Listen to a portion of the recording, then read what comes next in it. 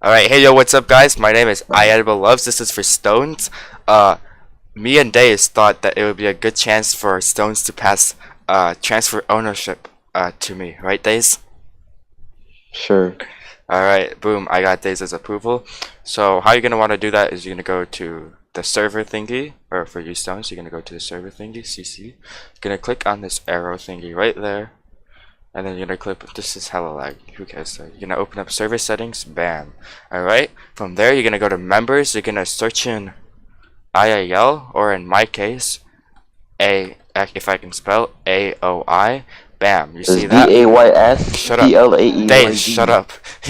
You're gonna click, you're gonna hover over the, Days, I'm gonna actually clap your cheeks.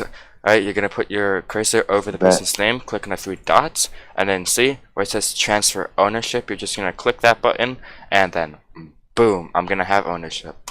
Alright, thanks for listening, Days. I appreciate you. I love you. Days, plug yourself, Days. Plug yourself, Days. God damn it. Sub to my channel, you know, Days Place.